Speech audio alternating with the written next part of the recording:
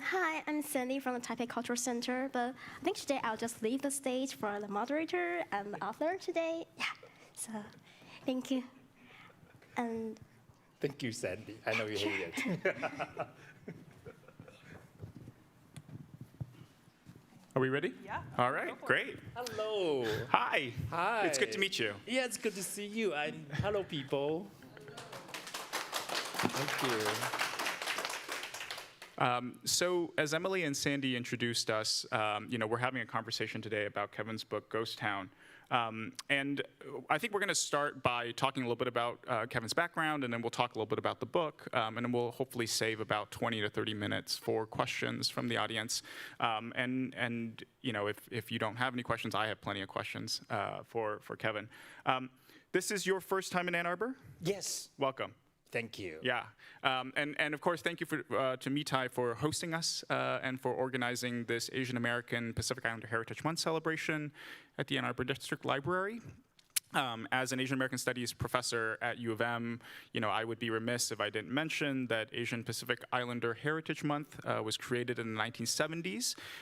It is in the month of May because May is both when the Chinese railroad workers helped to complete the Transcontinental Railroad and also when we think the first Japanese immigrants first landed in the United States. And that was the reason why they picked May as Asian American Pacific Islander Heritage Month.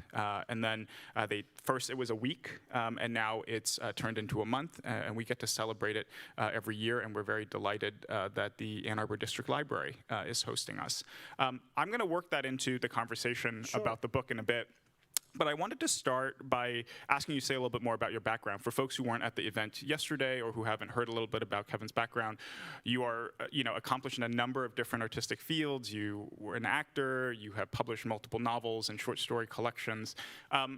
And so I wanted to start by asking you about your literary influences, right? Ghost Town is a book that I read in 2 days. Oh, really? Okay. I couldn't put it down. And it just my reading got faster and faster and faster.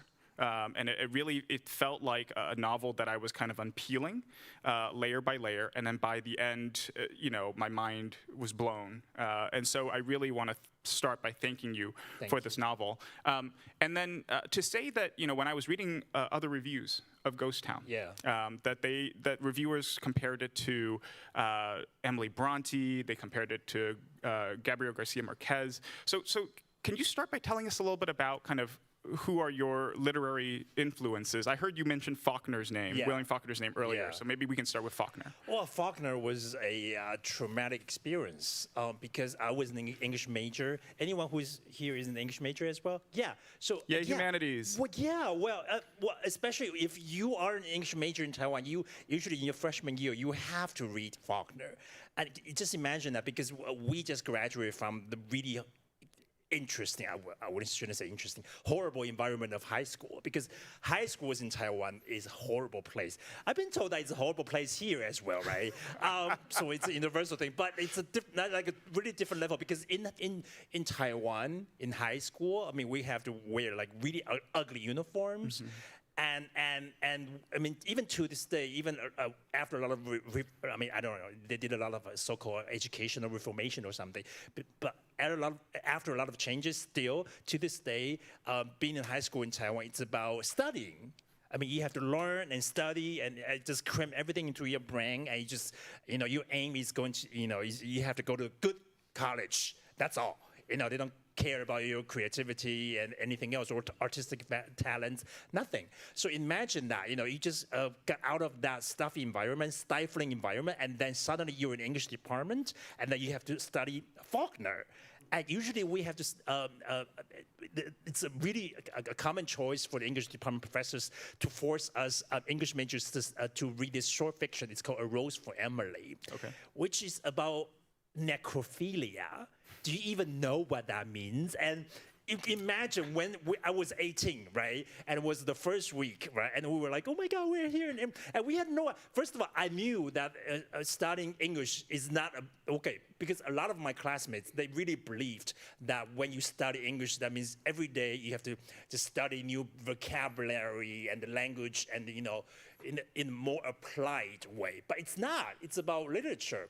So the first week we were given this reading material, which was A Rose Family by William Faulkner. And the professor just said, well, you have 3 days. And by the way, this is about necrophilia. And then I looked it up in the dictionary, you know, and this is before Google and stuff, you know, so I had a dictionary and another. Even in Chinese, I have no idea what that means because it's a 恋尸癖. So, well, yeah, necrophilia, look up in the dictionary because when they were like, excuse me, what is this? And then, you know, I was in the dormitory and I had 3 roommates. We're all English majors and we all decided that we wanted to help each other. Because this is William Faulkner. We've never heard of William Faulkner. Who the hell is William Faulkner? So we're gonna look up everything in dictionary. So Kevin got like page 1 and 2. Clark got, so page 3 and 4. I will say as a professor, I do not endorse this method of reading for class. But yeah, but this really happened. So we just needed to look up all the words, right? And one of my roommates, you know, he was really miserable, and I was like, okay, what happened? What's going on? And he said after looking up, you know, page 1 and 2, he got everything. He had to look up every single word except 2 words. I was like, oh my God, that's bitter. So which 2 words that you didn't have to look up? He said, and the. And the rest, he had to look them up. And so imagine how miserable we were. And then we had to study Faulkner. And we had to somehow do analysis, and we have to go up to, we have to discuss and talk about it. And stuff. So it became some sort of collective English major, Taiwanese English major trauma. But somehow, I got hooked. I started to like his works, even though, imagine when you're 18, reading his books, oh my God, I mean, William Faulkner, his language is impossible. And so, to this day, I can still say that he has this indelible impact on my writing and my reading because there is no way that I could have understood him. But somehow, he was haunting me all the way. And so I got so hooked, eventually I got so interested in this American Southern Gothic literature.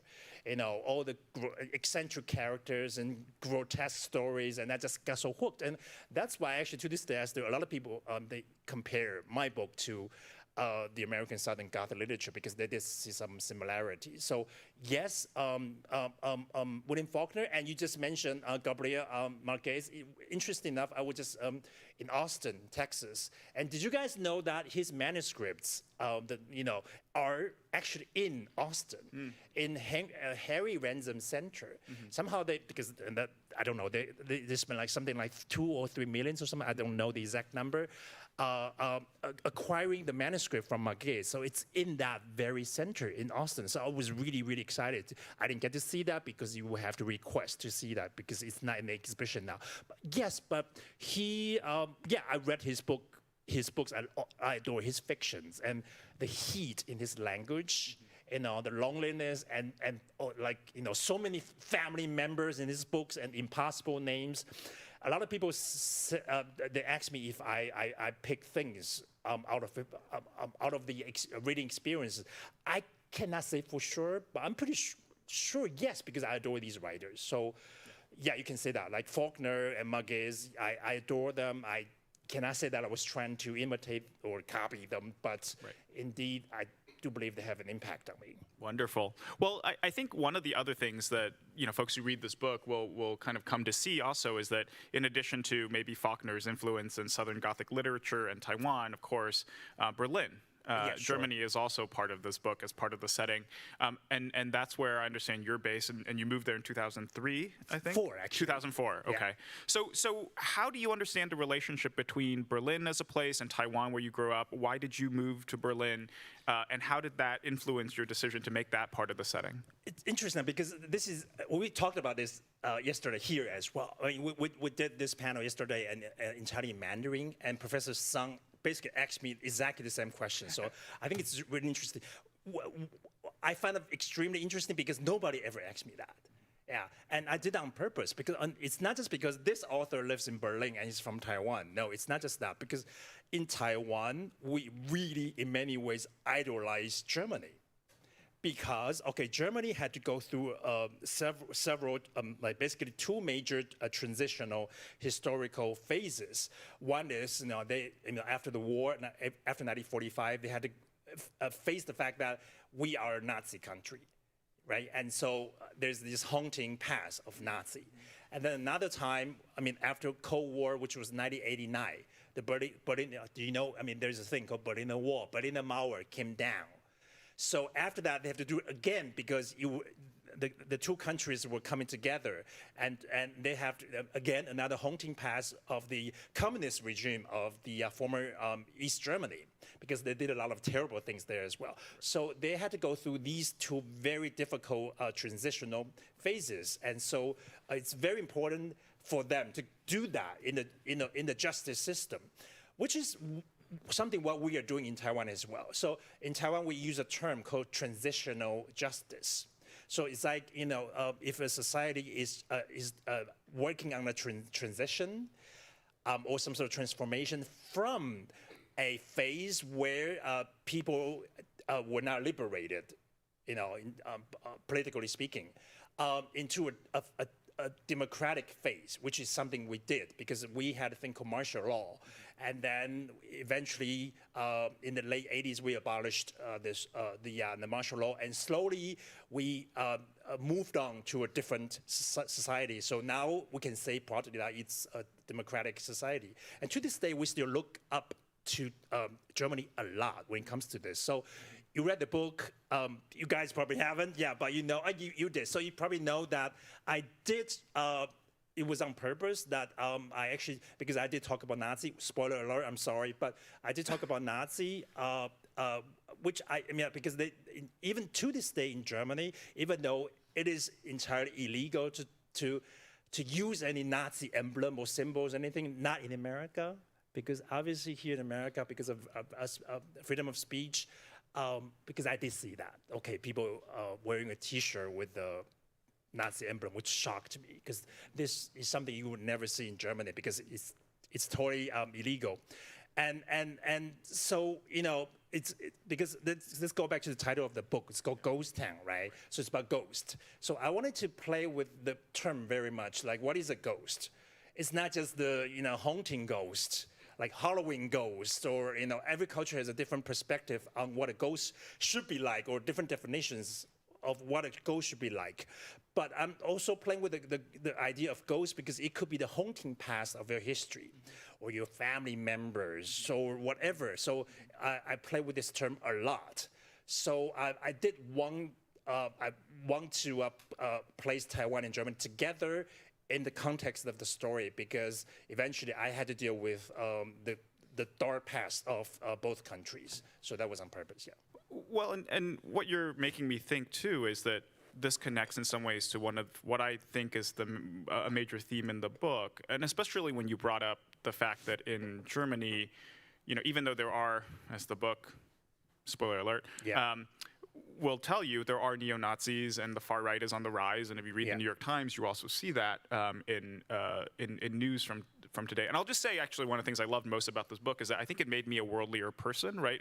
Because it makes you travel between Taiwan and Berlin, that you feel like you have to read more and learn more about the world to understand the real kind of issues underlying the book. But to go back to your comment about the swastika, the Nazi emblem, I think one of the things that struck me also about the book is that, there are ways in which, for example, the protagonist, Keith, his partner T, gets a couple of tattoos, and he doesn't understand what that means, because it's not a swastika. He gets a couple of tattoos that reference the Nazis, but Keith does not have that knowledge to understand that 1-8 and 4-4 mean certain things.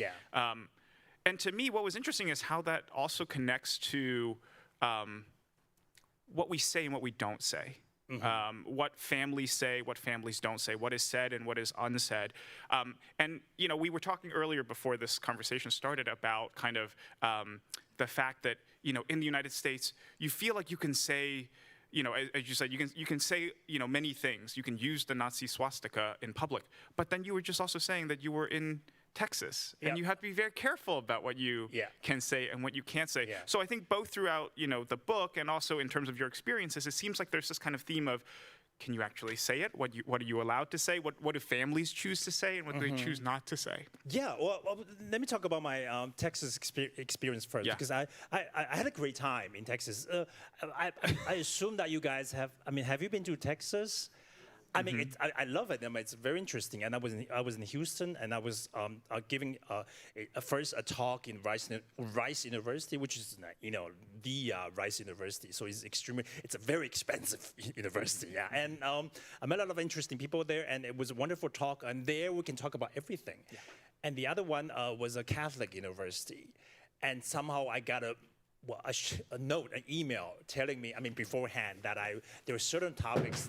A few topics that I was not supposed to talk about, and that kind of, I shouldn't shocked me, but I was like, oh my god, because seriously, I'm from Taiwan, and the year 2023, I can really say that in Taiwan we can talk about everything, and even especially in the environment of university, because I really believe that university should be an emancipated space where you can just really voice your opinions, right? And which is obviously not really the case here, right? And so that, I'm a foreigner, I have no idea. That kind of confuses me. So, but going back to this idea of saying things out loud or leaving things unsaid. The thing is, just like 2 hours ago, I was just, because I was eating what's the sandwich called? Singermans, right? Yeah. So of course I had to try. So I was, so I had to try.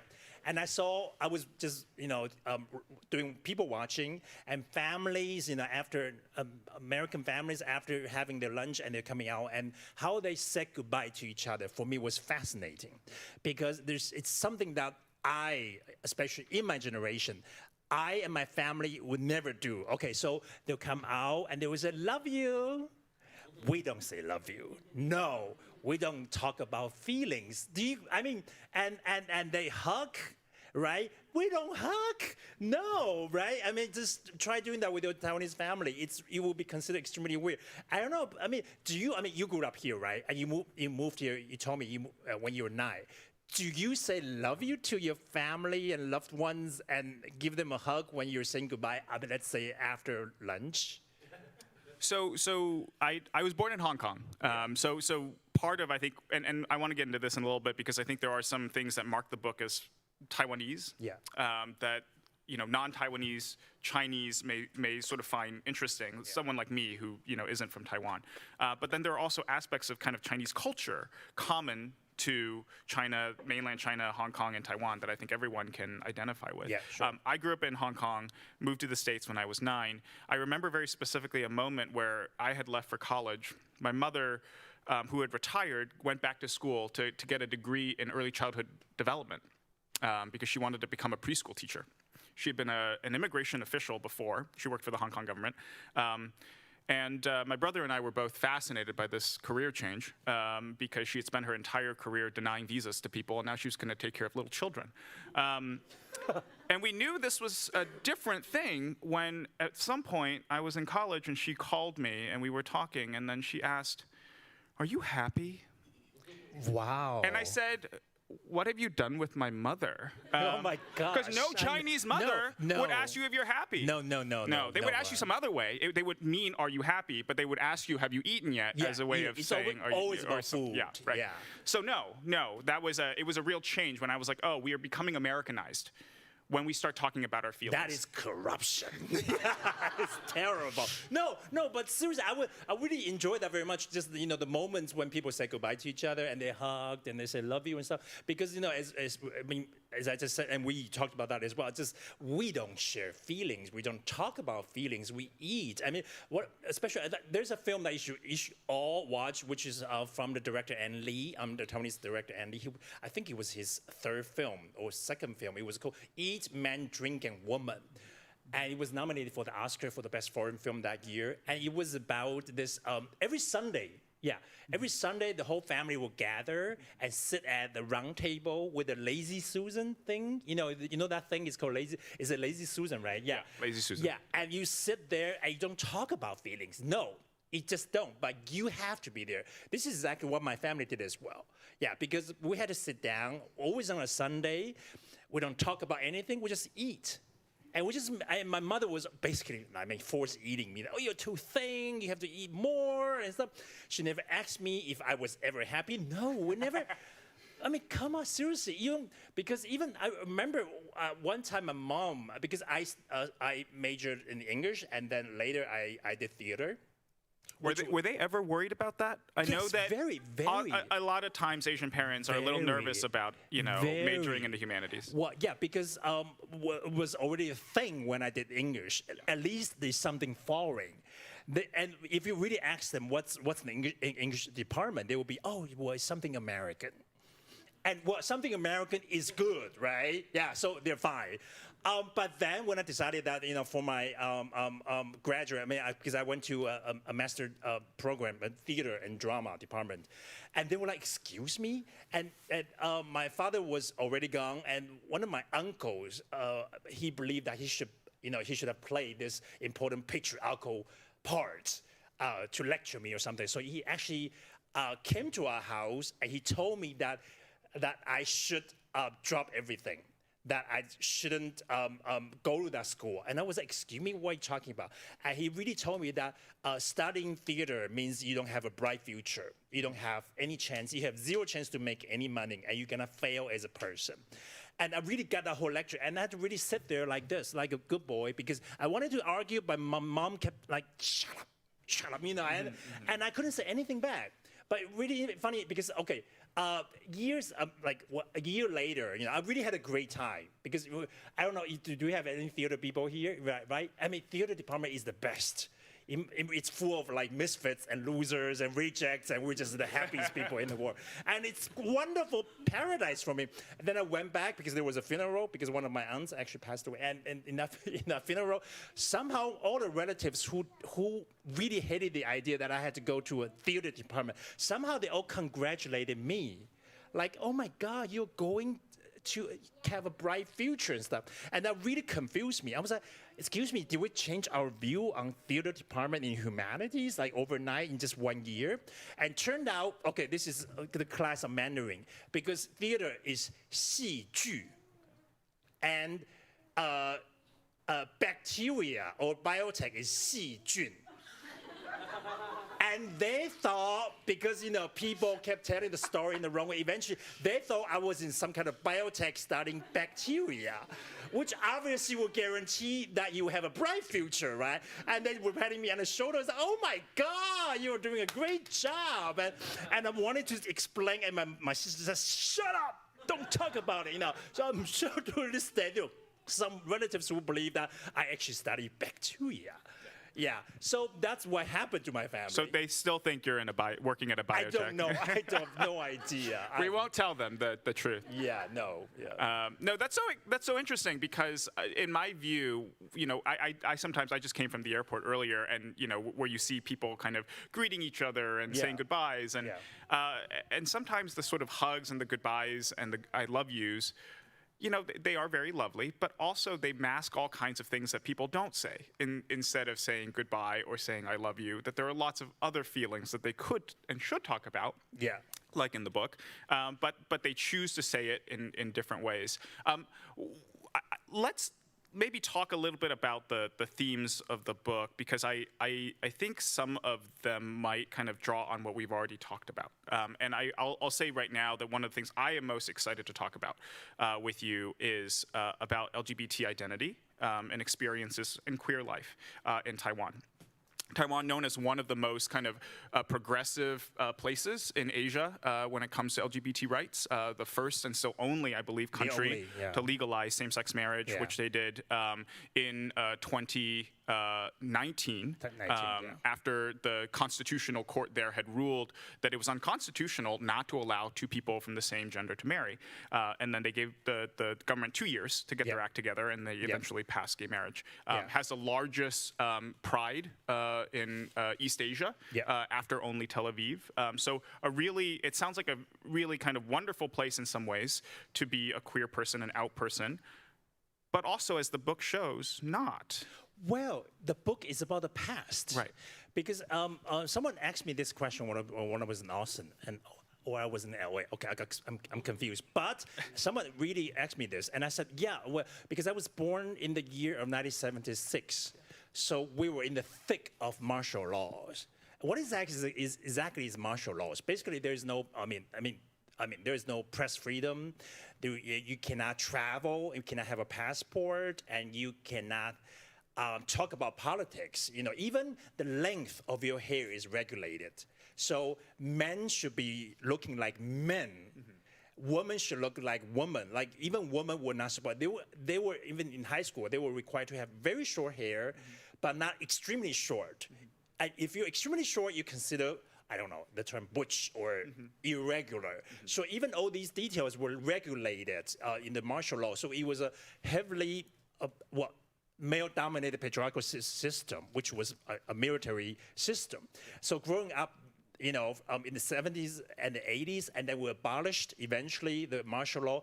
And I went to college in the 90s, which was a wonderful decade in Taiwan, actually, because it was when a lot of queer writers in Taiwan, in literature, they started to emerge. So there were a lot of amazing books already. And sadly, not all of them were translated into English. Yeah, but there was, if anyone's interested, because we have like in the 90s, we had an amazing chapter of queer literature.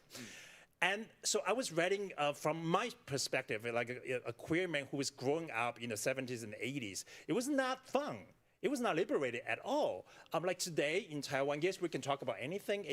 A lot of people keep saying that, oh, we're so proud that Taiwan is the only country in Asia that has legalized this. No, we shouldn't be proud. We should be sad because we actually believed that there would be some sort of a domino effect after this legalization, but it didn't happen. We were looking forward to Thailand actually to be the next, but it still hasn't happened. I think Hong Kong now is virtually impossible. It's really difficult. Maybe Japan could be the next because they do have some civil couple whatever thing going on there, but still a long way to go. Because it's a very different society there. So, now it's a really a different time. But when I was doing research for this book, I actually went back to Taiwan, and that was 2018. And that's when you voted on the referendum. Yeah, so we had this referendum. So it was essentially an anti-LGBTQ referendum. Right. And I went back home because in Taiwan, because in America, you can vote with I don't know, by just, doing the just letters, the mail-in ballot. The mailing back, right? Yeah. In Taiwan, no, you have to go back to where you're registered. So I had to go back to this very town. And I went back there. And of course, the result of the voting was a disaster. So basically, the whole town was telling me that they hated me. So that bitterness really followed me back, which helped me a lot to finish this book, So in case you're bitter, good. Go out there and write a novel because that's a wonderful energy. You don't want to be a happy person, when you're writing because that's not gonna help. But when you're bitter, that's a wonderful energy. And that referendum was basically a disaster. So it kind of really, the society was torn apart, and everyone was talking about this all the time. And it's really funny because, of course, I have 7 sisters, and we don't talk about this at all. They all sort of knew about me, my sexuality and everything, because, I've been writing about this, But we don't talk about it. No, we don't share feelings. So it was really funny. It was actually a funny dinner where I have 17 nieces and nephews. 17. So really, it's a really gigantic family. For my mother's funeral, we needed a bus to carry everybody there to make sure that everyone is there. So, and this was the son, the second child of my second sister. At this dinner, he just suddenly turned to me and said, "Uncle, I'm with you." Huh? Yeah, and I said, "What are you talking about?" He said, "I totally support you. I learned this word called gunko, which means gay uncle. You're my gunko." And I was like, what? This is awkward. I don't want to talk about feelings. He said, and then he was doing this, we do this ganbei thing, like you're my gunko and stuff like. And of course, I was, very touched as his gunko. I didn't even know that term. And second of all, I don't want to talk about that with him because I am Taiwanese, for God's sake. But then I realized that no, he's from a brand new generation. He's extremely heterosexual. He's a father now, you know, and the way he looks at the world is totally different from my bitterness.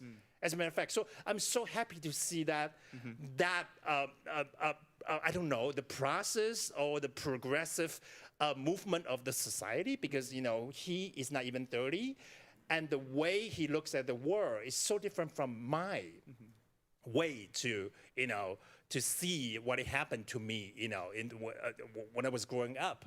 So I think the society is still changing, but I really can say that Taiwan now is really a funny, I shouldn't say happy, but it's really silly, happy society that where you can seriously talk about everything, and celebrities are coming out, and you can be a superstar and still have a wonderful job even if you're out. Right. So it's a totally different narrative there, and we're still hoping that this will change a lot in the, you know, East Asian region, which hasn't happened. Yeah, and this is helpful for connecting back to what I was saying earlier about you know, when you have this Asian American Pacific Islander Heritage Month that was created, it was created to celebrate essentially an identity that had been invented in the 1960s by student activists in the San Francisco Bay Area who started a movement, the Asian American movement, that brought together all kinds of different people of Asian descent, and then eventually Pacific Islanders as well. And it's, you know, as all of you who can look at a globe and a map will be able to recognize, it's a huge continent with 40 some odd countries, dozens of languages, all kinds of different cultural traditions. There's no reason why any of these people would find themselves in common cause with each other, but we recognize, you know, or those activists recognize, and we continue to recognize today, that this group, this Asian American coalition, is stronger when we band together for equality and justice. What's interesting to me is the way that Taiwan then is very different maybe from other East Asian countries. I wonder if you can say a little bit more about why you think that Taiwan is still the only country, why it was the first and why it was still the only, because again, you know, it's one of these things, it's like, you know, Taiwan is part of Asia, but in some ways it's also very different, maybe in terms of its culture or its history, that have allowed it to look different. And one thing I'll suggest, which I was reading up on this in the Times, which I thought was a really interesting quote, when same-sex marriage was legalized in Taiwan, they interviewed, you know, a bunch of people that came out in 2020 to celebrate Pride, and they interviewed the New York Times interviewed a resident of Taipei who gave a quote that I thought was really interesting, that Taiwan, because it had been marginalized on the world stage, because, you know, it was sort of seen as the you know, had relations with the United States, which then the United States kind of turned away from them in the 1970s and normalized relations with the mainland instead.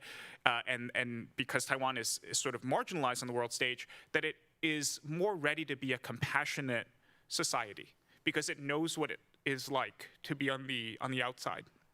I don't know if you might agree that that is why, you know, Taiwanese culture or Taiwanese society has been more open or more progressive in this way? I cannot say for sure if I agree with that very person, but for sure we've been marginalized, even to this day, right? I mean, I live in Germany, and I don't get to choose because I have, like, well, it's like the German, like the American green card, so I like the residency thing, right? I don't get to choose, but there's no option. I mean, because there is a bar, right? So I have to choose which country I'm from. There's no Taiwan. Seriously. So there's only China. So what do you choose?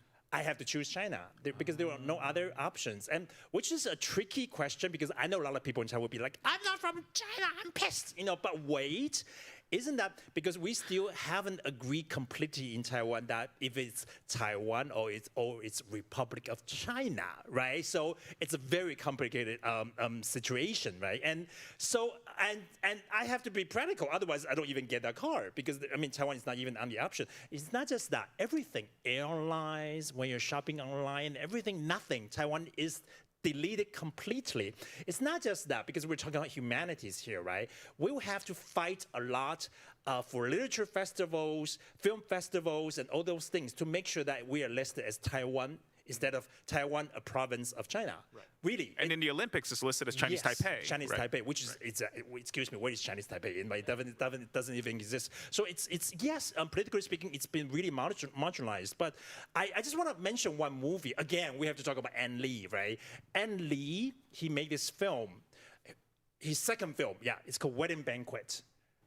People go to see that film, okay, because it's an old film. So I was really in high school, and An Lee, this Taiwanese guy who graduated from Tainan, and then somehow he had a really different educational path. He went to NYU. And there, he studied NYU. I mean, come on, it's a prestigious university, right? But after that, he couldn't get a single job. So he was being a houseman for years until he suddenly got some support and made his very first film called Pushing Hand. And then he made The Wedding Banquet, which was about an interracial gay couple in New York City, a Taiwanese guy and a Caucasian guy in New York City. And imagine, okay, and it was so controversial that, okay, because it went to Berlin Film Festival, and actually won the Golden Bear that year. And so it would, because of the fact that you won this international prestigious award, nobody could really trash this film. I'm serious. So it came to Taiwan, and so people were celebrating because it was, oh, come on, An Lee, a Taiwanese director, winning the Golden Bear. And I was trapped in this little town. I was in Taiwan. I was not able to go to Taipei, where they had this big premiere. And I remember that the press, they were very careful talking about the topics of sexuality and interracial couples or whatever in this film. And they just kept saying that this is an award-winning film. But I had this moment where I just hated myself for being born in this place, because I couldn't go to Taipei for their big premiere because every actor was there. All the Taiwanese actors were there, and even the American actor who plays Simon in this film was there as well. And I bought the book because they actually they published the script into a book, and I bought the book, and I asked my friend Stephen in Taipei to get my book signed by all the actors. So I still have a copy of the book with all the signatures of the actors and An Lee and the one who plays Simon. And it's really funny because a few years ago, because I live in Berlin, I actually work as a translator, as an interpreter for the film festival before pandemic, and now I don't, because now, yeah, it's really a different story. But when I was working there, I was just translating for some Chinese director, and suddenly I saw Simon. Okay, the one who plays Simon in Wedding Banquet. Now he has aged, and he's now a film director. He made a film. He brought it. He was nominated in Berlin Film Festival, and he was there, like basically like 2 steps away, and I had to do something, right? I just shouted, "Simon!" because that was his character's name, right? I'd say, "Simon!" And he looked back. And I was like, oh my God. And he looked, of course, confused, right? And this is one of the most cinematic experiences in my life. Why? Because suddenly there were like 100 people coming by. So we were washed away. I was like, "Simon!" right? Like this. And it was like a war, So this thing, we were being torn apart. But then I felt so happy because, what was not fulfilled when I was a teenager, in Zhanghua, I was not able to go to Taipei. Somehow, that thing, came true when I was in Berlin. And it's like everything was like a beautiful loop, and I loved it. And that film, I would say, really brought some kind of radical change to the society, because suddenly we can talk about it. I remember, because there's a award called Jinmajiang, Golden Horse Film Festival in Taiwan. So it's the most prestigious film award for Chinese-speaking films, and it's happening in Taiwan. And that film, of course, won the Best Picture that year. But when they were discussing about that, actually, one of the jury members actually said, "How can we give this film the Best Picture? Because it's about gays. How?" So, but if you look back now, really, it seems ridiculous, but that's the narrative. So you can see that the society was changing a little bit because of a film. And I really admire An Lee for doing that, because An Lee later made a film called Brokeback Mountain, right? And it's incredible, right? And he is actually from a very, very conservative traditional family, because you can see all the films he made about his experience in Taiwan. There is a central figure, which is the patriarchal father. That's very much based on his very own father. And he's from this very conservative family, and he did these radical films, right, on sexuality, on different experiences, on families, and the collision between, the traditional values and new ways of life, and, new century and everything. He is just amazing. So I have to mention this, but I'm sorry, but going back to that marginalization, marginalization situation in Taiwan. I cannot say for sure, but I can say that the new generation are really, they're so different from me. They're not bitter, they're happy.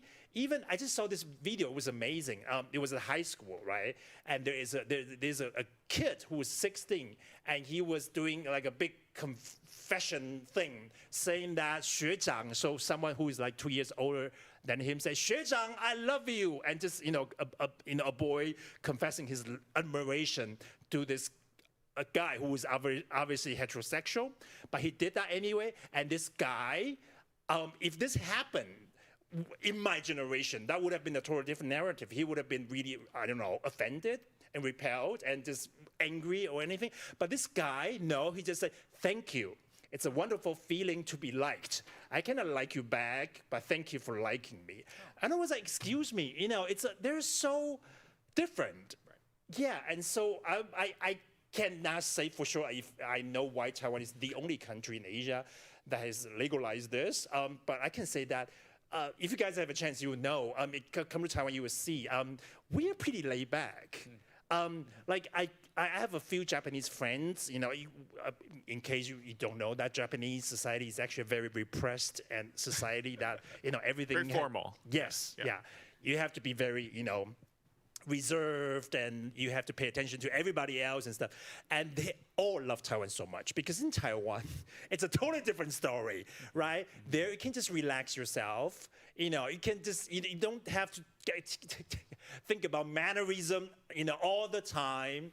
And it's very liberated. So a lot of them actually enjoy, Taiwan is their favorite destination when they're traveling. Why? Because it somehow emancipates them. Going back to the gay pride thing. So we have the biggest pride in over Asia. And it's really interesting because even before COVID and after COVID, we're doing that again. It's like all the LGBTQ community people from over Asia, they will fly in Taiwan to be themselves for just that week. Yeah. And that's just amazing. And you know how it started? The first year of the gay pride on the street, people were wearing masks. Yeah. Well, not surgical mask, right? It's more like covering their identities and everything. Right. No, and 2 years later, people were showing their faces already. Right. So I have no real explanations for that. Yeah. Or I can say that the young generations are really contributing a lot to this. Yeah. It's funny you bring up Wedding Banquet. That was my first year of college. Oh, wow. I was starting to come out, and I had grown up in a fairly kind of traditional Chinese family, immigrant family with a lot of religious baggage as well. And an older student invited me to watch a movie together. I had no idea what that meant. In the LGBT center of my college, in the basement of a dorm, and the movie he picked was the Wedding Banquet. Wedding Banquet. So I remember very little about the plot except for the sort of twist with the woman who comes to live with these two men. Yeah. Because I was very concerned about what was happening. It was my first time kind of really testing the waters coming out at college. So, but I share your admiration for the Wedding Banquet. I want to maybe, since we're at 3:45, I want to make sure that we have some time for questions at the end. I want to sort of read, or maybe have you read. No, you read, please. I hate reading. I want to read a passage that I think as I was, making my way through the book, was the one that made me pause the most, because, and this maybe starts to tie up some of the things that we've been talking about in terms of what do we say, what don't we say, what do we hope people are saying, these questions about progress and LGBT identity. And this comes from the chapter 17, You're Coming Home. And it's the father, Cliff, speaking as a ghost to his son, Keith. And this is what he says. I wanted you to hurry up and leave. Keith had come back for his father's funeral. I wanted you to hurry up and leave because I was afraid that if you stayed even a second longer, you might learn the truth about what happened in the water cistern. You would see my true colors and your mother's, all the things that we did to you and everything that we didn't do. We didn't protect you. Not even once. The cruelest people weren't your homeroom teacher or the police. It was us. And the reason why I sort of, that caught my breath is because I feel like for many of us who grow up gay or queer in Asian or Asian American households, that's the only thing we would ever want to hear from our parents.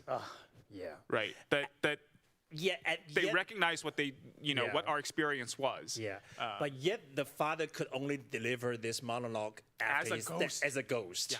So I think so thank you for pointing that out, because a lot of things are unsaid, but I want to make sure that his father could deliver this message as a ghost, because it's like, okay, talking about woman, because I mean, there's so many sisters in this book as well, right? And they're roughly based on the experiences of my sisters as well, because I have 7 sisters. They were all unwanted, because in order to get a son, so they tried 7 times. Eventually, they got my brother, and they had me, and so all my sisters were unwanted. And somehow, I remember at my father's funeral, we were talking about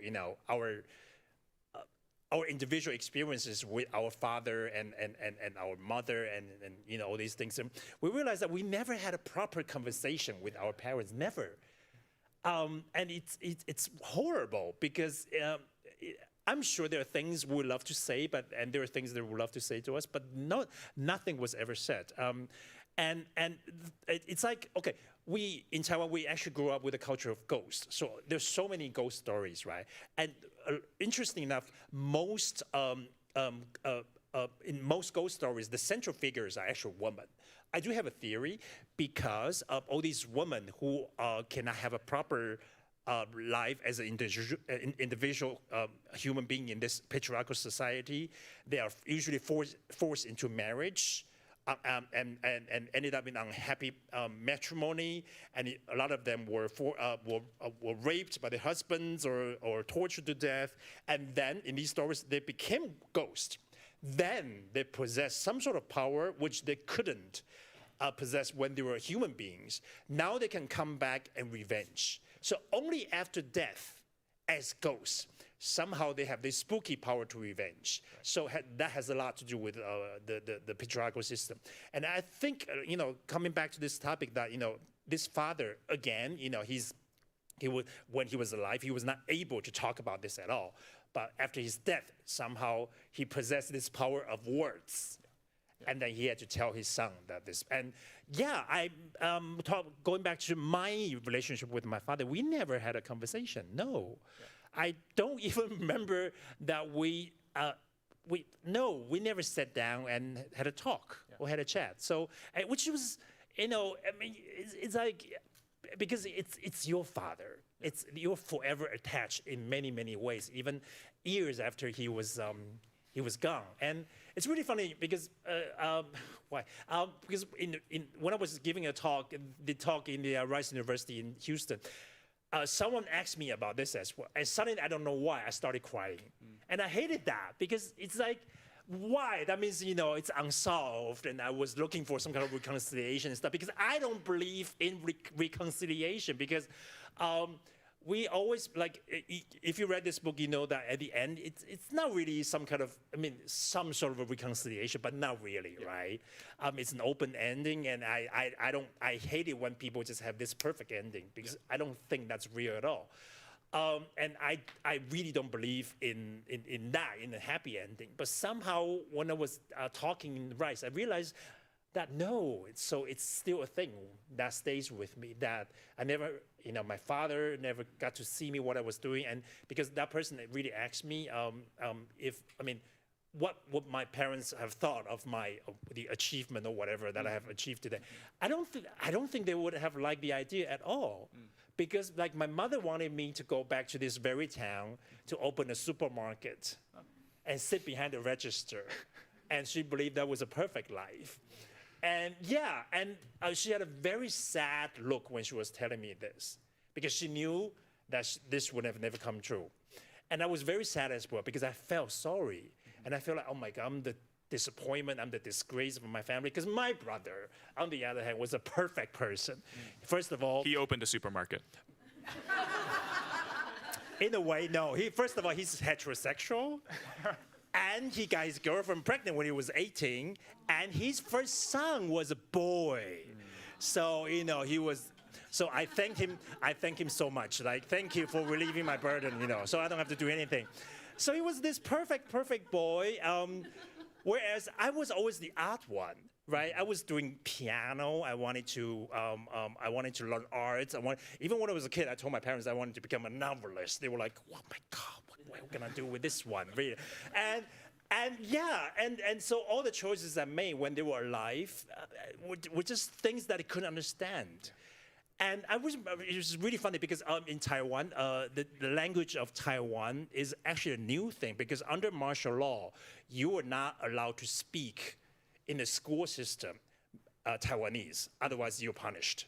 Because Mandarin was the language, the standard language. So it was, the thing, the language policy when I was growing up. But in the 90s, things started to change. And once a TV channel called Mingshi, anyway, it's a TV channel, the 4th channel ever founded in Taiwan, they started this thing called Taiwanese news. So they were reporting evening news in the language of Taiwanese. And it's really funny because then they realized that, oh my God, a lot of terms were never discussed or invented in the vocabulary system of Taiwanese. And it was really, really difficult for them. For example, there were a few incidents that really caused a lot of trouble. Everybody remember Monica Lewinsky and Clinton? And they have to talk about that, address that issue in Taiwanese. It was awkward, right? And so they have to invent a new way to get around it. It was just really a funny thing. But anyway, I remember I was just having dinner with my mom. Of course, because we were Taiwanese, we always had dinner with TV, which was lovely. And so lots of important news, wars or whatever. And then the anchor woman just said, "Okay, it's the end of the end of for tonight's evening news, and we're talking about something interesting. So the gay pride in Amsterdam, where they're doing that on canal on the river, which is really interesting. And this woman was talking about this entirely in Taiwanese, which sounds extremely funny because it simply doesn't make any sense. And the mother, she said, she just turned to me and said, because homosexuality, they simply don't have this term in Taiwanese, right? I mean, there's at least not to my mother. And she just turned to me and asked me, "What is homosexuality in Taiwanese?" And I was like, and my sisters, they were eating like this, like,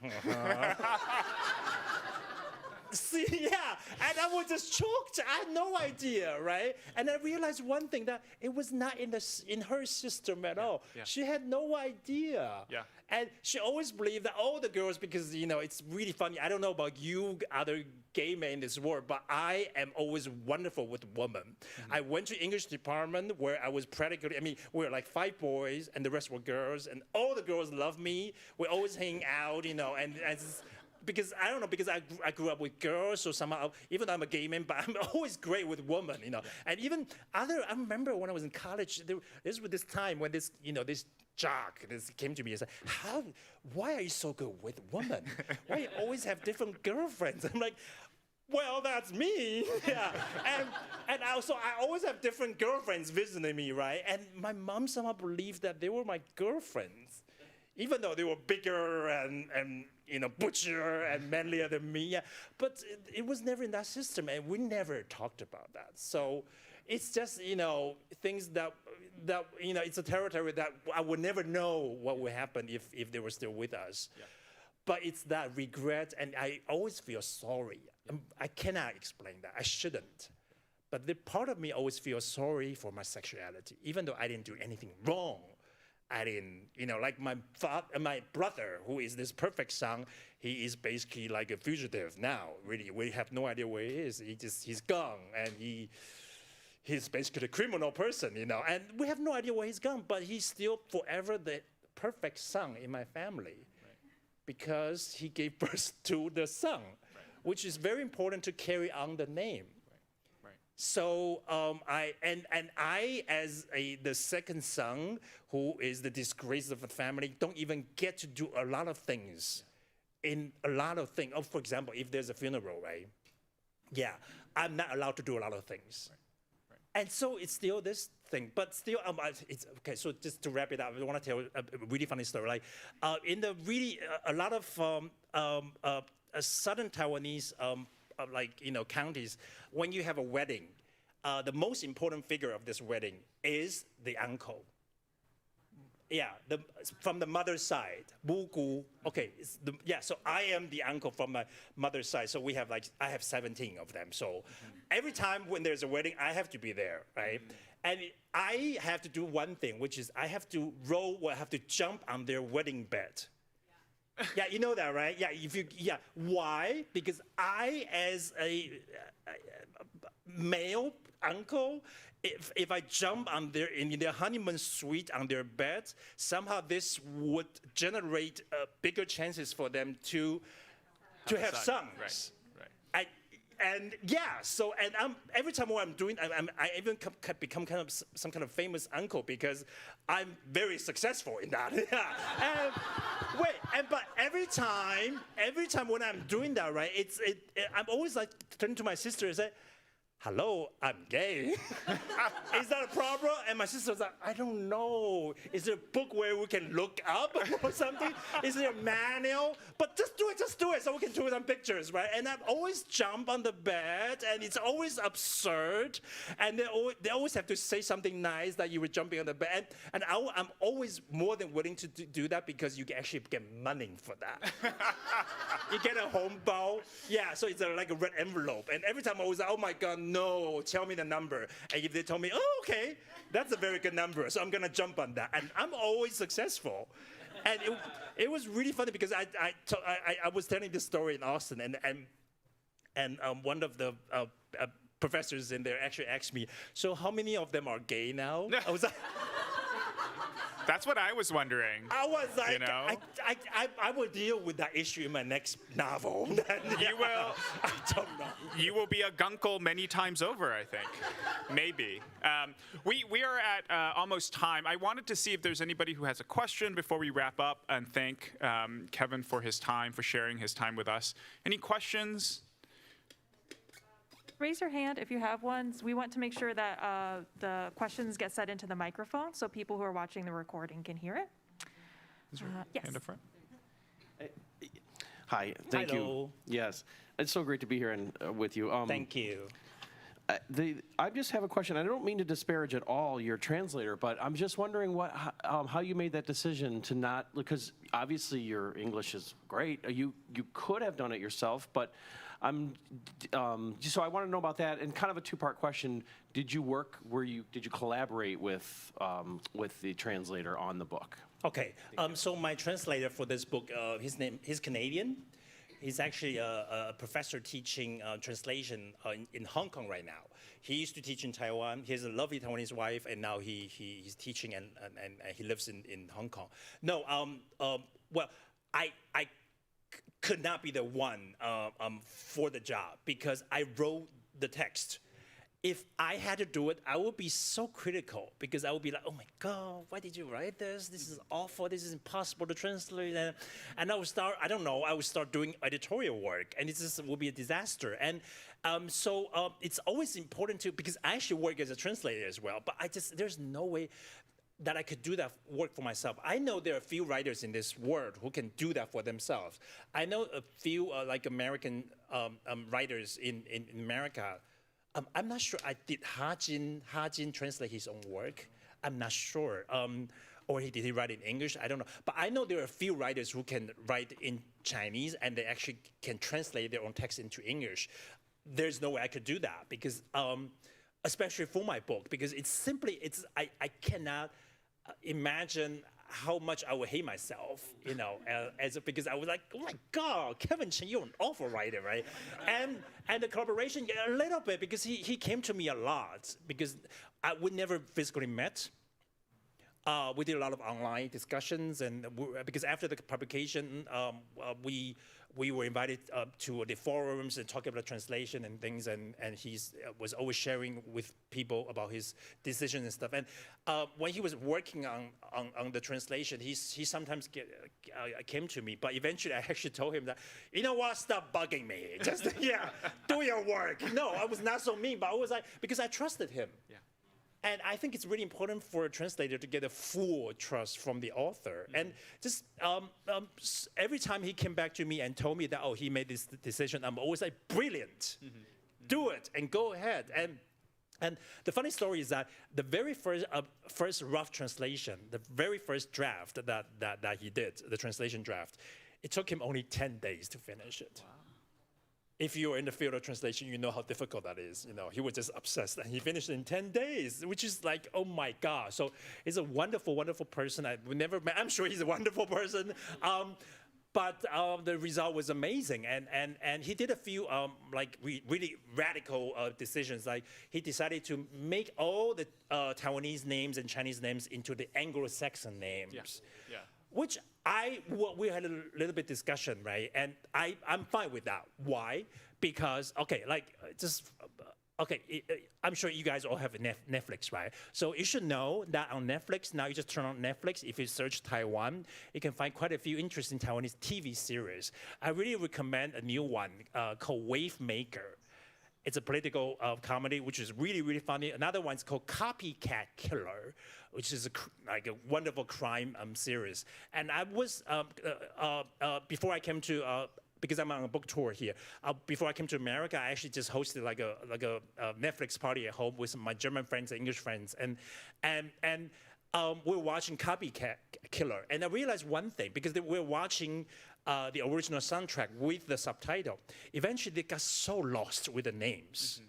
Because just imagine that you have to read all the Chinese names, and eventually they were like, what, who, what, that? Yeah, they're so confused. And especially in this book, there are 5 sisters and 2 brothers and their parents, and and he decided that, you know what, let's go with the Anglo-Saxon names, so it's easier for them to understand. And he believes that names can be translated. Like, for example, the father's name is Cliff, and in the Chinese text is Shan. So it's the same. Or the best one is Xiao Chuan, a boat. So we're like, we're gonna call him boat? That doesn't make any sense. And he found a wonderful term, which is an old term for boat, sampan. Right. So it's the name, Sam. And he came up with that. So it's he did a lot of wonderful choices. And it's really, because now the book is going to be translated into 10 languages. The 11th one that we're going to sign up very soon. And there's, every translator has a different decision. And it's, and I just always told them that, you know, you have my full trust. And I just want to tell you one story, which is the Japanese translator, because he did something amazing. In order to translate this very book into Japanese, he decided that, no, he has to be immersed in this environment. During COVID, he flew to Taiwan. He did 2-week quarantine, very strict, and then he came out, and then he spent some time in this very town just to translate that. Can you, I mean, that's the most Japanese thing I've ever heard. Yeah. Well, I think we have to end it there, unfortunately because of the time. But I welcome you to talk to Kevin afterwards if you have additional questions. I believe the books, copies of Ghost Town, are for sale out in the lobby. Yeah, please support them, because it's a local bookstore, independent bookstore. They call Book Suite. Sean is there. And I will feel so bad if you carry all those books here and he has to carry them back, you know. So if you're interested in the talk, if you don't hate me that much, you actually get a 20% off discount. And just support a lovely bookstore and Sean. And because, thank you for coming and sharing your afternoon with us. If we could have a round of applause for Kevin. And happy Asian American Pacific Islander Heritage Month. Have fun. Thank you.